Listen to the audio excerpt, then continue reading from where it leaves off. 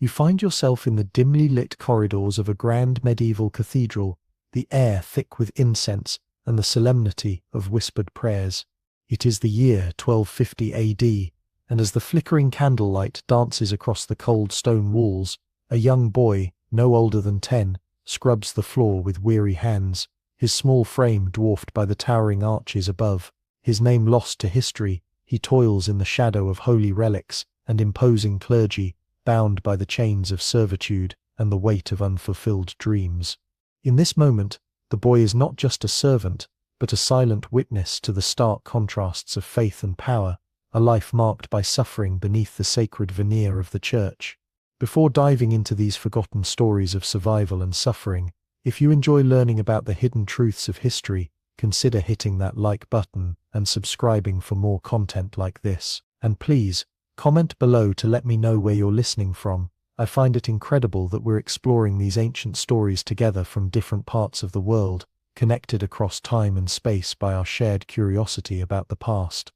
In the year 1250 AD, beneath the soaring arches and stained glass windows of a vast medieval cathedral, the chill of dawn settles like a silent shroud.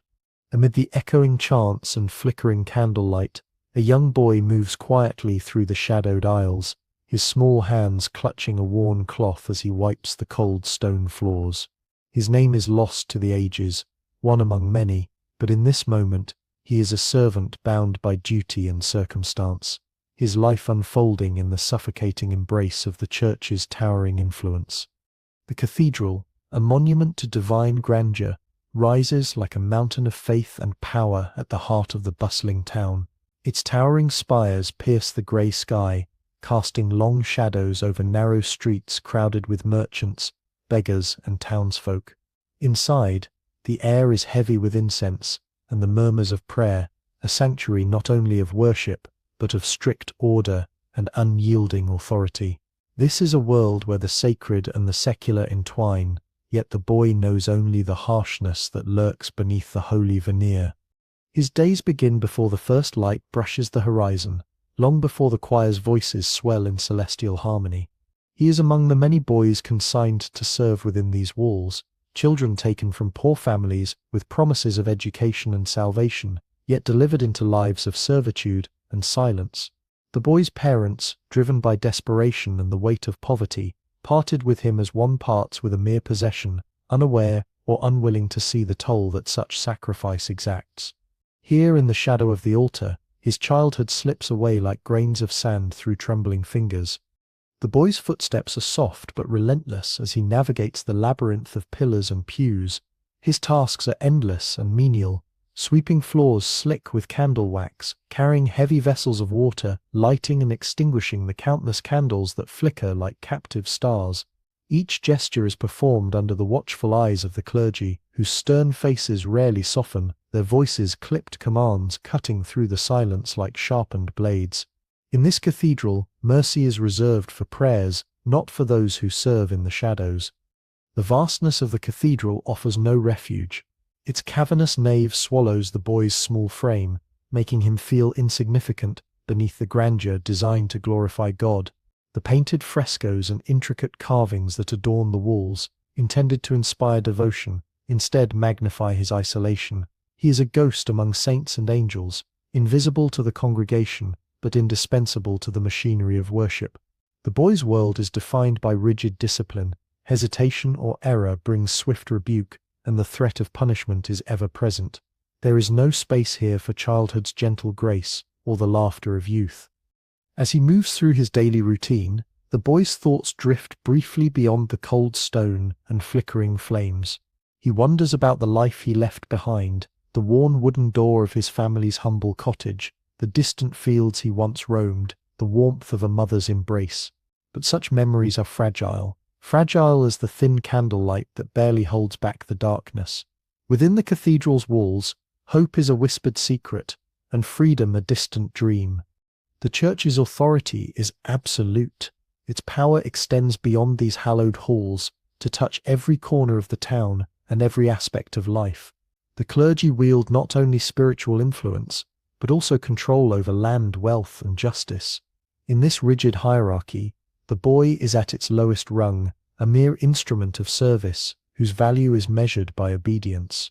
The cathedral's magnificence is built upon the labor and sacrifice of countless such children, their names and stories buried beneath layers of dust and forgotten prayers.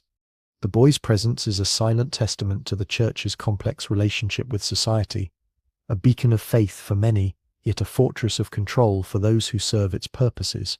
His youth is a fragile thread woven into the vast tapestry of medieval life, where poverty and piety intertwine inextricably. For all the cathedral's splendor, it is also a place where innocence is traded for survival, where the promise of salvation often masks a harsher reality.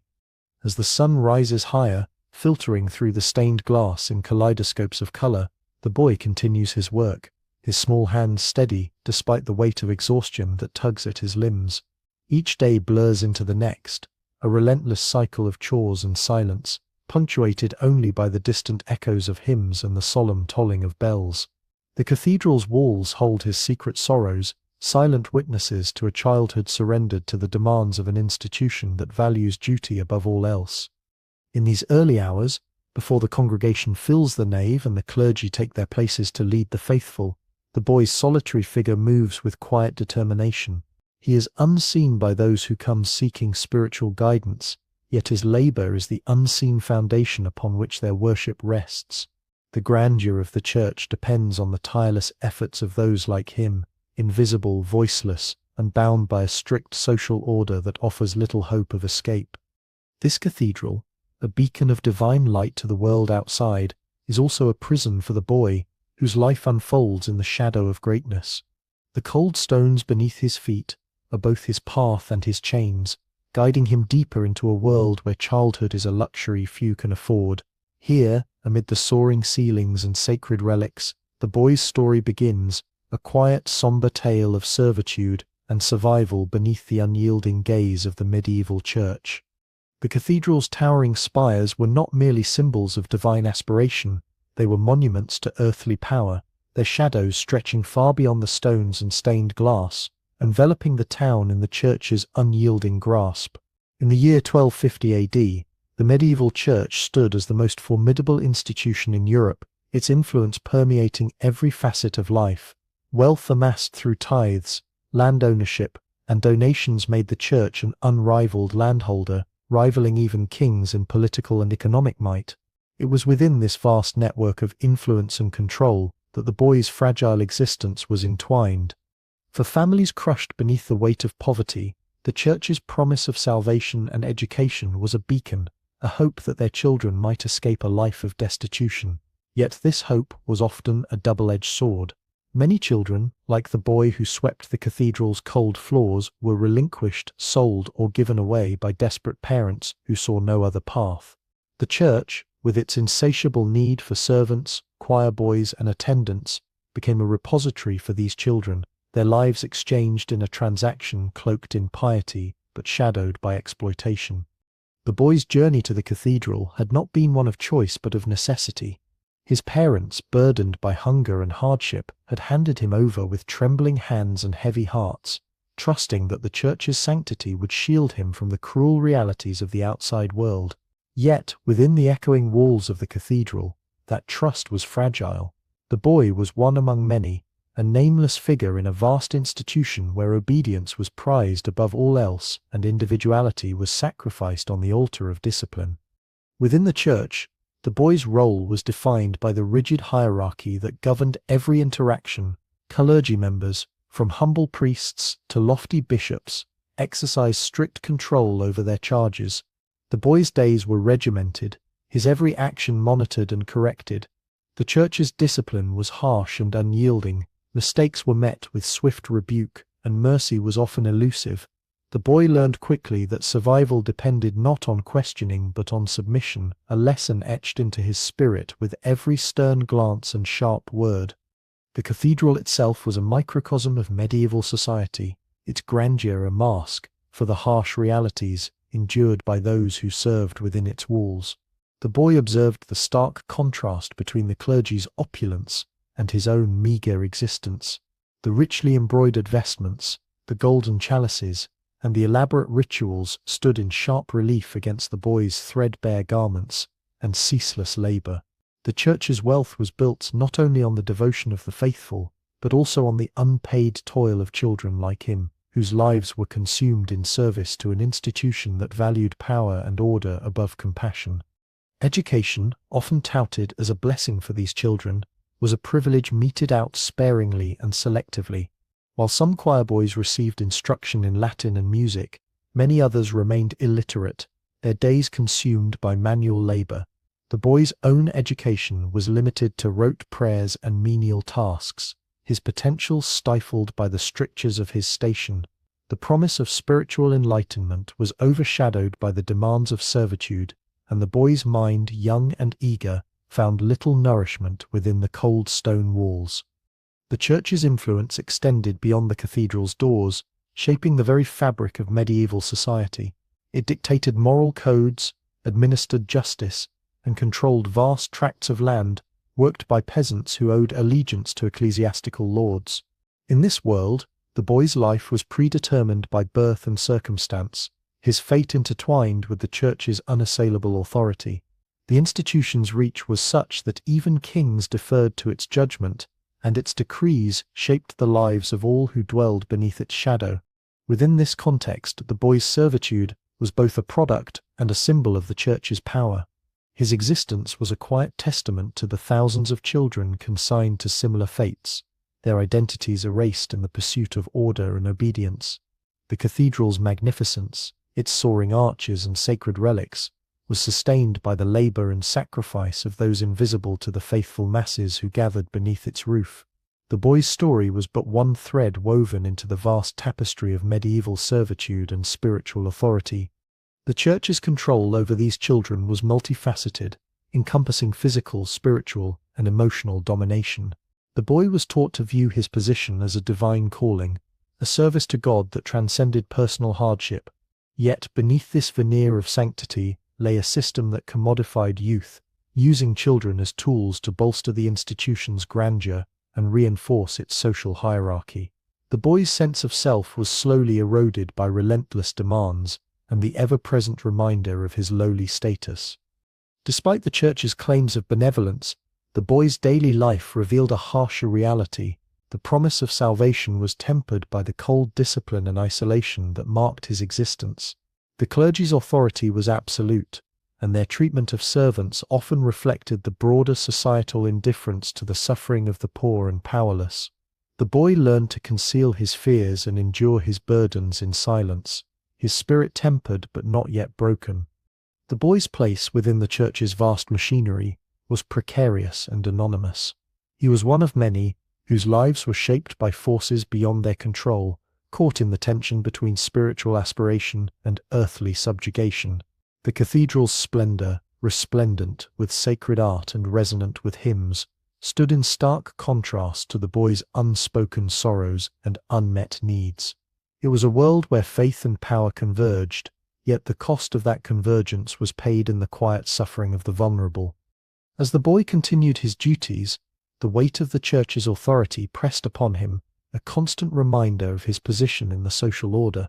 His days were marked by repetition and rigor, his identity reduced to that of a servant within an institution that prized order above all else. The boy's life, shaped by the church's vast network of power and control, was a reflection of the medieval world itself, a world where hope was scarce and survival demanded endurance. In this environment, the boy's vulnerability was both a product and a prisoner of the times. The church, for all its spiritual grandeur, was an institution deeply enmeshed in the politics and economics of medieval society. Its promise of salvation came with a heavy price for those who served in its shadow. The boy's story, unfolding within these walls, was emblematic of countless others, children whose lives were shaped by the intersection of faith, power, and poverty in a world that offered little mercy to the weakest among them. As the boy's days unfolded within the cathedral's towering walls, the rhythm of his life became a relentless cycle of servitude and surveillance. Each morning, before the first light filtered through the stained glass, he awoke to the cold stone floor of the servants' quarters, a cramped and shadowed space shared with others like him, children bound by circumstance and duty. There was little comfort in these sparse accommodations, rough straw pallets, scant warmth, and the ever-present chill that seeped through cracks in the ancient masonry. Yet, despite the harshness, the boy rose with quiet resolve, knowing that his survival depended on obedience and endurance. His daily routine was a litany of menial tasks, each performed under the unblinking gaze of clergy and overseers who measured worth by efficiency and silence. The boy swept the vast nave, his broom strokes echoing against the stone like a mournful chant. He carried heavy pitchers of water to wash the altar, polished brass candlesticks until they gleamed, and arranged the pews with meticulous care. No corner of the cathedral was beyond his reach, and no task too small to escape scrutiny. Failure was met not just with reprimand but with punishment, a harsh reminder that in this sacred place, discipline was paramount. The cathedral itself was a world of contrasts. Its grandeur and solemn beauty stood in stark opposition to the boy's bleak existence. The lofty ceilings, painted with scenes of heaven and scripture, seemed to mock the boy's smallness and vulnerability. Choirs of boys trained in sacred song filled the air with ethereal melodies, their voices rising in praise and devotion, yet the boy was not among them. His place was not among the singers or the learned, but in the shadows, performing the invisible labor that made worship possible. The gulf between the boy's reality and the cathedral's sanctity was a chasm that widened with every passing day. Surveillance was constant and unyielding. The clergy maintained strict order, their eyes sharp for any sign of disobedience or weakness. The boy moved cautiously, aware that a misstep could invite censure or worse. His interactions with others were limited, marked by a wary silence that underscored his isolation. Friendships were fleeting and fragile, for trust was a scarce commodity in a world where vulnerability could be exploited. The boy learned to mask his fears and desires beneath a veneer of dutiful compliance, his true self hidden behind a mask of quiet endurance. The pressure to conform was relentless. The church demanded not only physical labor but spiritual submission. The boy was instructed in prayers and rituals, taught to recite sacred texts with precision, and reminded constantly of his place in the divine order. Yet, these lessons often felt hollow against the backdrop of his daily hardships. The promise of salvation was distant and abstract, a reward for obedience that seemed forever beyond reach. Instead, the boy grappled with a growing sense of invisibility, his identity reduced to a function within the church's vast machinery. Isolation weighed heavily upon him. Though surrounded by the throng of clergy, choir boys, and worshippers, the boy was profoundly alone. His world was limited to the cold corridors and shadowed chapels of the cathedral, where the only warmth came from flickering candles and the faint glow of stained glass. Moments of kindness were rare and treasured. A gentle word from a sympathetic priest, a shared glance with another servant boy, but these were exceptions in a world defined by hierarchy and control. The boy's limited freedom was further curtailed by the church's strict rules. Movement was restricted. He was expected to remain within designated areas, his presence tolerated only where deemed necessary. The cathedral's sprawling grounds offered no refuge, only the constant reminder of his servitude. Even the sacred spaces meant for contemplation and peace were arenas of discipline and expectation. The boy learned early that his desires and needs were secondary to the church's demands, that his life was not his own but a thread woven into a grand design beyond his understanding. Yet within this harsh existence, the boy's spirit was not entirely extinguished. He found fragile moments of solace in the cathedral's art and music, the intricate carvings of saints and angels, the soft murmur of chants drifting through the air. These glimpses of beauty offered brief respite from toil and fear, small islands of grace in a sea of hardship. The boy treasured these moments, clutching them close as silent acts of resistance against the bleakness that threatened to consume him. Despite the weight of his circumstances, the boy's curiosity and yearning persisted. He observed the rituals with a quiet attentiveness, wondering about the mysteries they sought to unravel. His mind, though burdened by labor, retained a flicker of wonder and hope. The cathedral, for all its demands, was also a place of stories and symbols, and the boy found himself drawn to these glimpses of a world beyond his immediate suffering. In these quiet reflections, he nurtured a fragile dream of a life not defined solely by servitude. Yet the boy's reality was unyielding. Each day he was reminded of the gulf between his dreams and his existence. The church's grandeur was sustained by countless children like him, whose names were forgotten and whose stories remained untold. The boy's struggle was emblematic of a system that prized order and obedience above compassion, where innocence was sacrificed on the altar of discipline. His life was a testament to the harshness of a world ruled by rigid hierarchy and unrelenting authority. Within the cathedral's vast and shadowed halls, the boy continued his unseen labor, his small figure moving steadily through the cycles of duty and discipline. His spirit, though battered, held fast to the faintest glimmers of hope and resilience. In the silence between the chants and beneath the weight of stone and scripture, the boy's story unfolded, a quiet testament to endurance in a world that demanded conformity and sacrifice.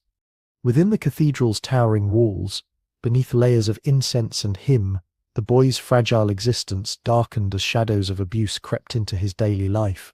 The church, a sanctuary for the faithful, harbored a harsher reality for those like him, children bound not only by servitude, but by suffering.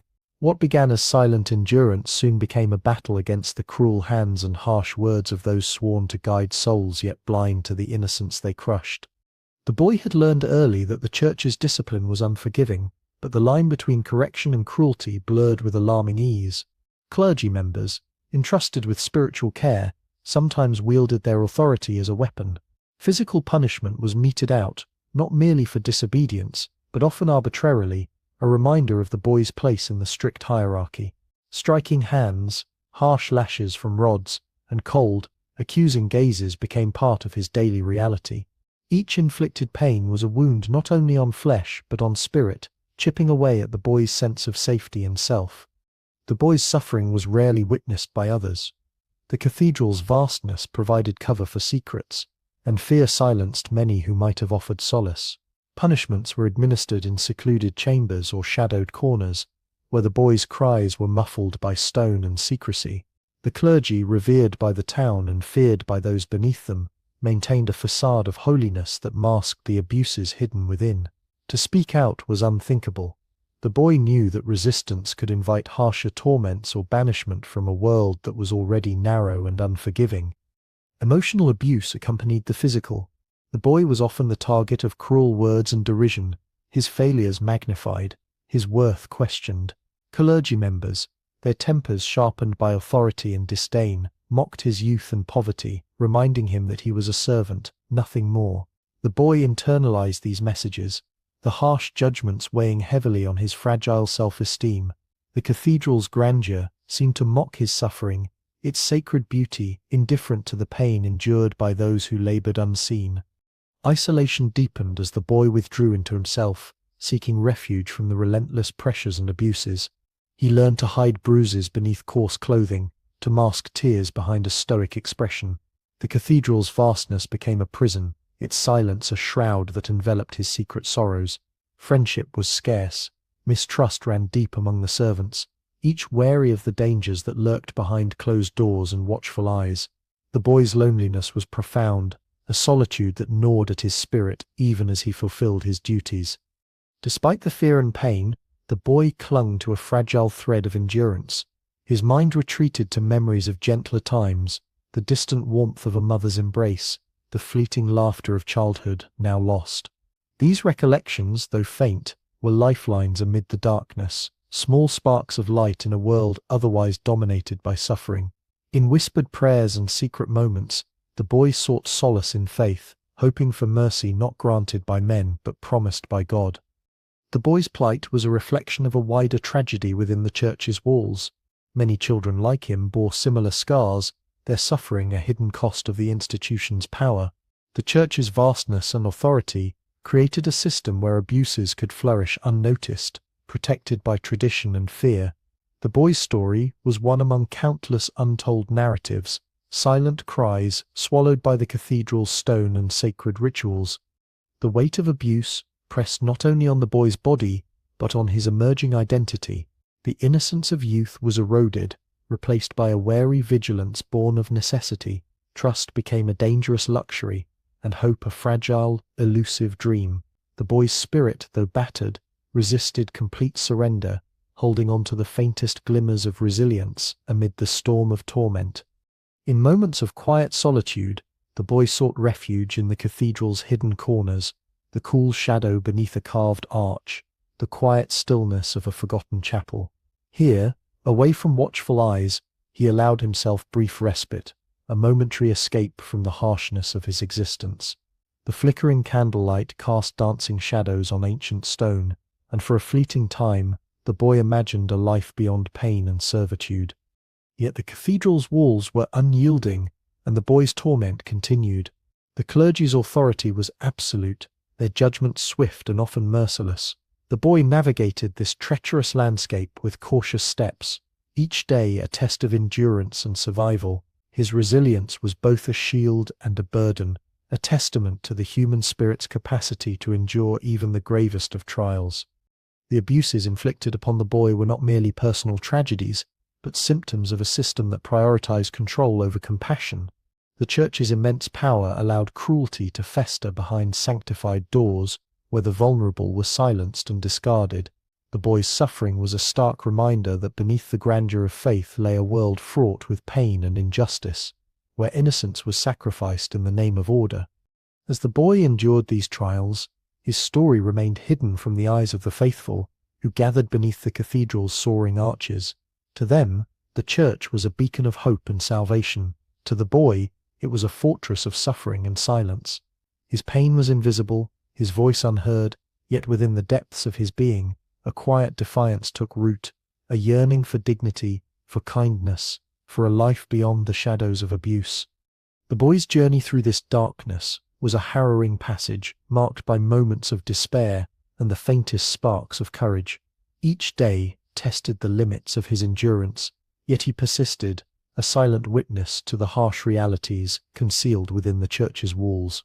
His story, though shrouded in silence, spoke volumes about the cost of power wielded without mercy, and the resilience of a spirit battered but unbroken. The boy's childhood, once a fragile bloom of innocence and wonder, had withered beneath the cathedral's cold stone and the Church's relentless demands. As days bled into months, the weight of servitude and suffering forced upon him a premature maturity that was as brutal as it was unforgiving. The carefree laughter of youth was silenced, replaced by the harsh reality of endless toil and unyielding discipline. In this sacred but merciless place, the boy was compelled to abandon the tender remnants of childhood and adopt a hardened resolve to survive.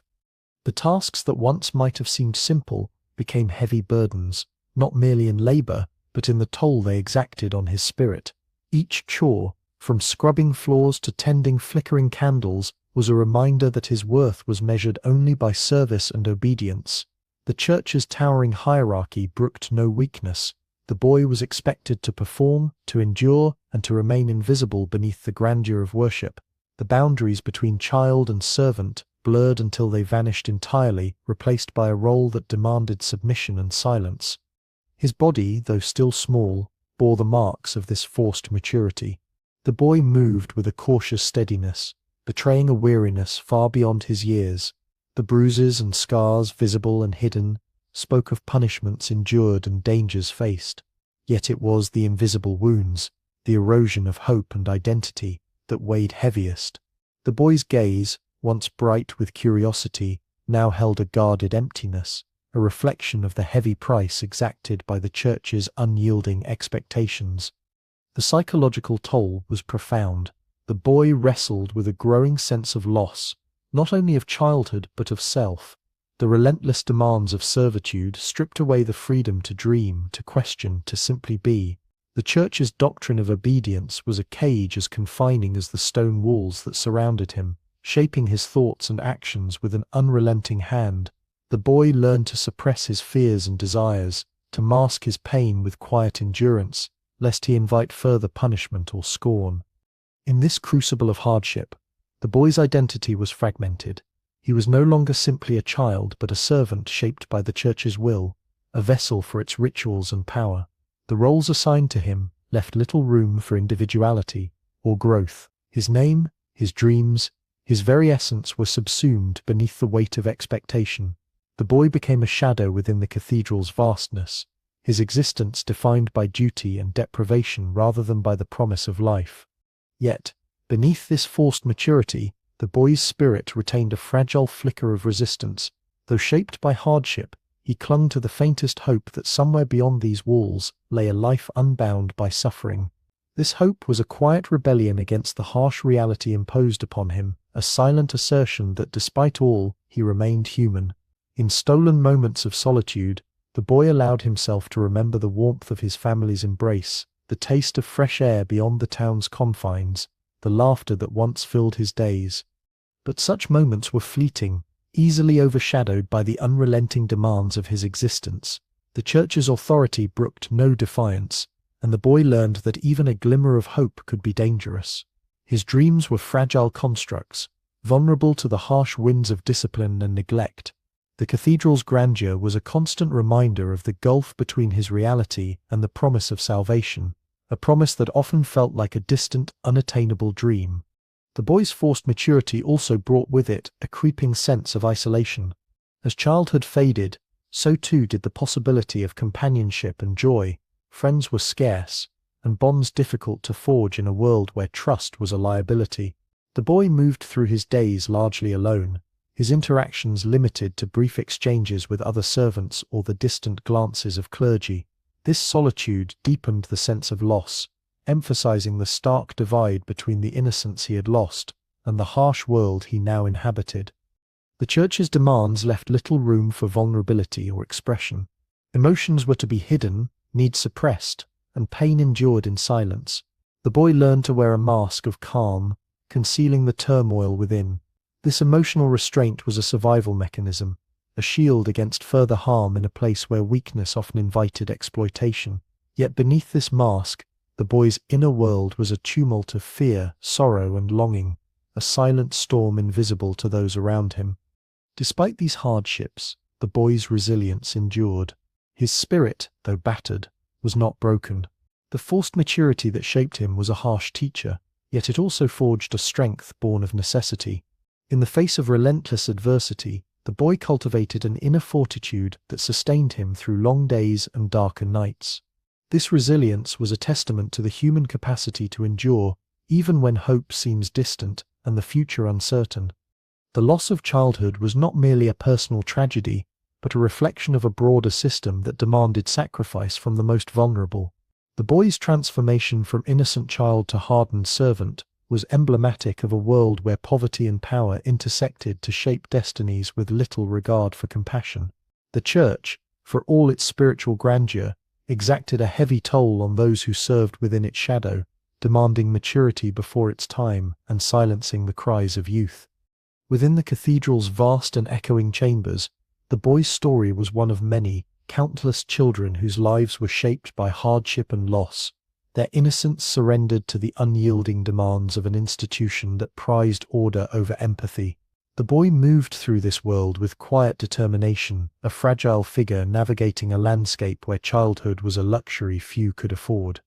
And so, beneath the soaring arches and sacred relics, the boy's journey continued, a journey marked by the painful shedding of youth and the forging of a resilience that would carry him forward, even as the shadows of the cathedral closed ever tighter around him.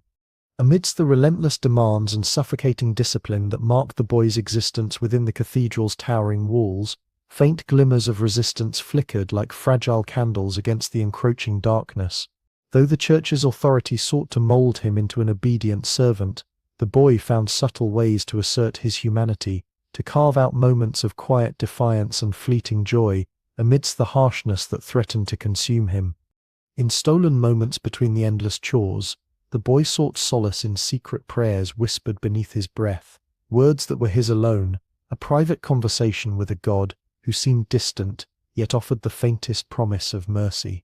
These prayers were not always learned by rote, but sometimes improvised from the heart, fragile petitions for strength, protection, or simply a measure of peace. They were acts of quiet rebellion, small affirmations of faith that transcended the church's rigid dictates and spoke directly to the boy's yearning soul.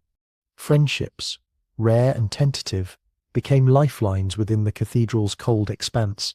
the boy found companionship in other servants, children whose faces bore the same marks of hardship and whose eyes held similar shadows of sorrow.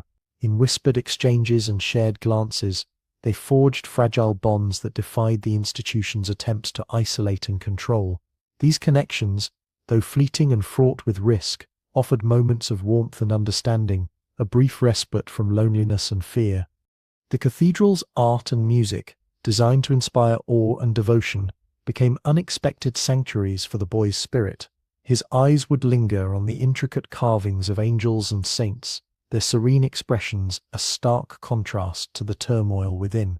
The painted frescoes and stained glass windows cast kaleidoscopes of color across the stone floors, infusing the heavy air with a sense of wonder. In these moments, the boy glimpsed a world beyond his suffering, a world of beauty, mystery, and possibility that kindled a fragile hope within his heart. The choir's ethereal melodies, rising and falling like a sacred tide, stirred something deep within the boy. Though he was not among the singers, the music spoke to his longing for freedom and grace.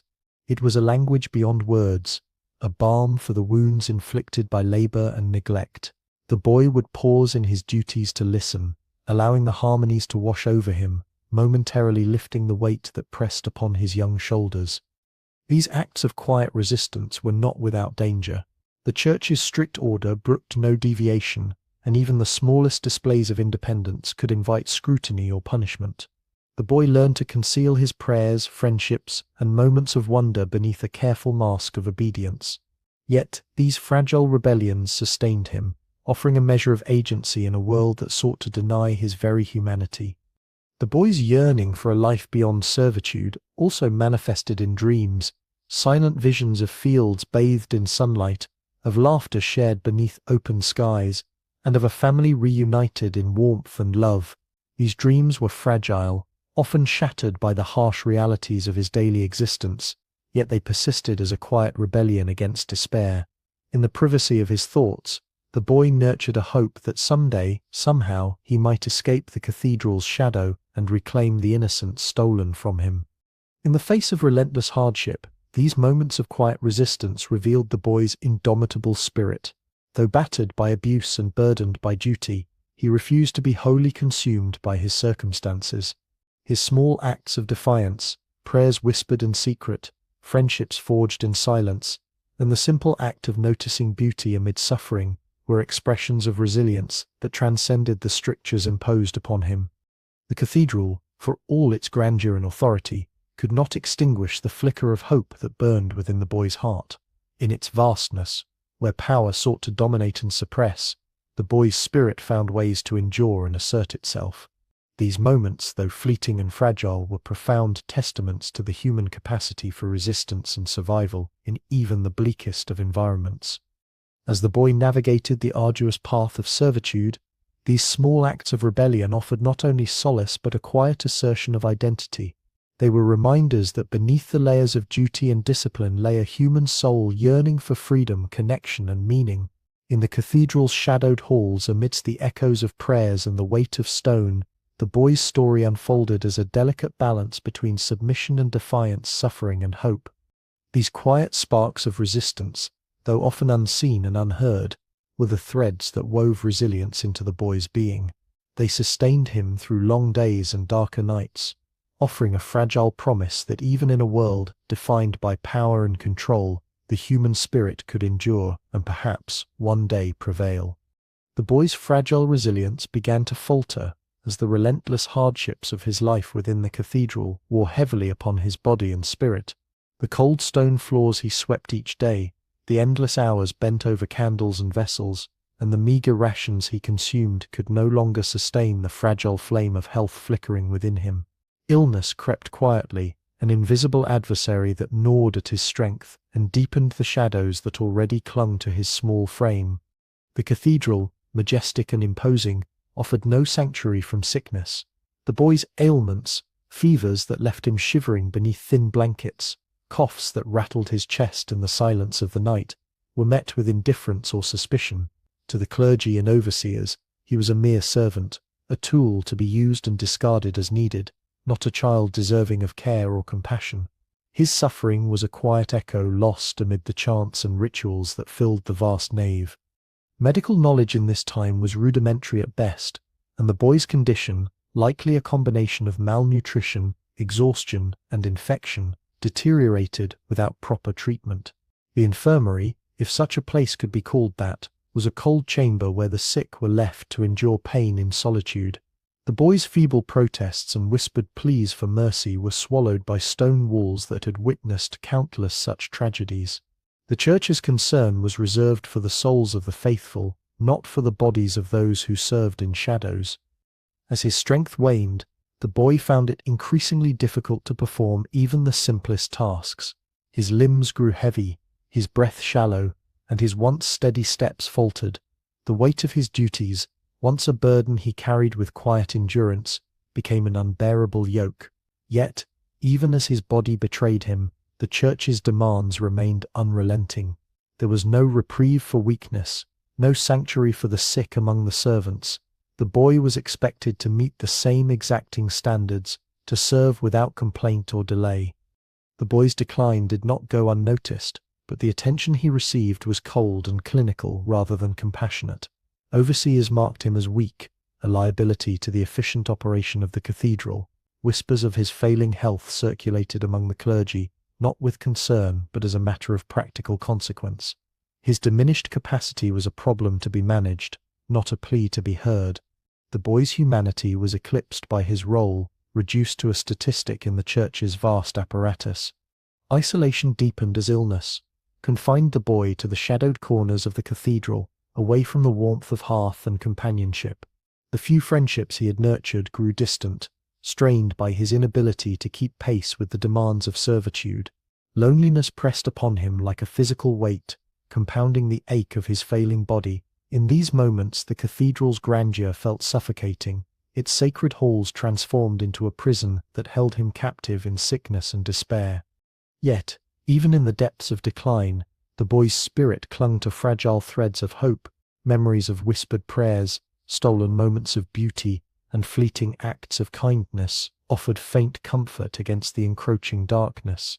His faith, though tested, remained a source of solace, a quiet companion in the long nights of fever and pain. In the silence, the boy sought refuge in the promise of mercy beyond this life, a hope that transcended the physical suffering that bound him. The Church, for all its claims of compassion and salvation, revealed its limitations in the face of the boy's suffering. Its vast power and wealth did little to alleviate the plight of those at the margins, whose lives were expendable in the grand design of faith and authority. The boy's illness was a stark reminder of the human cost hidden beneath the cathedral's splendor, a cost borne by those unseen and unheard, sacrificed to sustain the institution's magnificence. As the boy's health continued to deteriorate, the boundaries between life and death blurred. Each breath became a fragile victory against the tide of illness that threatened to consume him. His body, once resilient in the face of hardship, now trembled under the weight of exhaustion and neglect. The cathedral's cold stones bore silent witness to his decline, indifferent to the fading light within one small servant's soul. In these final stages, the boy's story was a quiet testament to the fragility of life amidst the grandeur of faith and power. His suffering, though concealed by the cathedral's vastness, echoed the experiences of countless others who bore the burdens of servitude and neglect. The Church's indifference to his plight underscored the harsh realities faced by those at the lowest rungs of medieval society, where survival was a daily struggle and mercy a scarce grace. The boy's fading strength was a somber reflection of a world where innocence was routinely sacrificed to the demands of authority and order. His body, worn thin by labor and illness, embodied the vulnerability of those caught in the intersection of poverty, power, and faith. The cathedral, a monument to spiritual aspiration, stood as both sanctuary and prison, a place where suffering was both hidden and endured in silence. As the boy lay weakened in the shadowed recesses of the cathedral, the life that had begun with hopeful innocence approached a quiet, uncertain end. His story, woven into the fabric of the Church's vast history, remained largely untold, a whispered sorrow beneath the echoes of prayer. Yet within this silence, The boy's experience spoke profoundly of the human cost embedded in the grandeur of medieval faith, a cost borne by the vulnerable, whose lives flickered briefly before fading into the annals of forgotten history. The boy's final breath slipped quietly beneath the soaring arches of the cathedral, a life extinguished far from the warmth of family or the comfort of friendship. His death was but a faint ripple in the vast, unyielding current of the medieval church's history, a single, anonymous loss amid countless others whose names were never recorded, whose stories were swallowed by time and silence. Within the grandeur of the cathedral, his passing went unnoticed by the throngs of worshippers, overshadowed by the splendor of faith and the ceaseless rituals of devotion. His body lay in a cold, unadorned corner, far from the altars and relics that drew the faithful in reverence. No mournful procession marked his departure, no tearful lament echoed through the nave. The boy, once full of fragile hope and quiet resilience, became one more forgotten soul bound to the institution that had shaped and ultimately consumed him. His absence left no void in the church's vast machinery, only a silent testament to the countless lives sacrificed in its name. The cathedral's walls, witnesses to centuries of faith and power, held no memory of the boy beyond the faint imprint of his footsteps on the stone floors, the shadows cast by flickering candles he once tended. The grandeur of the church, its soaring ceilings and sacred art, concealed the human cost embedded in its foundation, the lost childhoods, the silent sufferings, the nameless servants who sustained its magnificence. The boy's story, like so many others, remained a hidden thread woven into the fabric of history, invisible yet integral. In the broader narrative of medieval Christendom, the boy's life and death were eclipsed by tales of kings and popes, saints and sinners, battles and miracles. His existence was a quiet footnote, erased by time and overshadowed by the church's grand designs. Yet within this obscurity lay a profound truth. Behind every great institution are countless individuals whose sacrifices remain unacknowledged, whose pain is silenced beneath the weight of authority and tradition. The boy's journey, marked by hardship, loss, and fleeting moments of hope, reflects a universal story of those caught in the crosscurrents of power and poverty. His servitude was both a product and a symbol of a world where innocence was commodified, where survival demanded endurance beyond what should be asked of any child. His death, though unremarked upon, challenges us to remember the human lives hidden beneath history's grand edifices. Though the boy's life ended in anonymity, his story endures as a poignant reminder of the cost borne by the vulnerable within powerful institutions. It calls us to recognize the countless forgotten souls whose labor and suffering sustained the Church's spiritual and temporal authority. Their lives, though erased from official records, deserve acknowledgement and compassion, a testament to the resilience of the human spirit amid systemic cruelty. In the quiet aftermath of his death, the cathedral continued its ceaseless cycle of worship and ceremony, oblivious to the boy who once served within its walls. The candles burned, the choirs sang, and the faithful prayed, carried forward by rituals that masked the suffering beneath. Yet, if one listens closely within the cathedral's vast silence, there is a faint echo, a whisper of lives like the boy's, enduring beyond the stone and stained glass. This echo invites reflection on the intersection of faith, power, and humanity. It urges us to see beyond the grandeur and to acknowledge the hidden sacrifices that underpin history's great institutions. The boy's narrative, though shrouded in silence, challenges the comfortable narratives of glory and salvation, revealing instead a complex tapestry woven with pain and endurance. His story serves as a solemn meditation on the countless lives lost to servitude and neglect, a human cost too often obscured by the passage of time. It reminds us that history is not only composed of the deeds of the mighty, but also of the silent endurance of the powerless.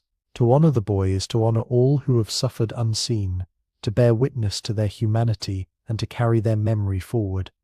In the end, the boy's life and death stand as a fragile testament to resilience in the face of overwhelming adversity. His existence, though fleeting and uncelebrated, affirms the enduring presence of the human spirit beneath the weight of history. His story, whispered through the ages, calls upon us to remember not only the edifices of faith, but the individuals whose lives gave them meaning, however quietly, however briefly,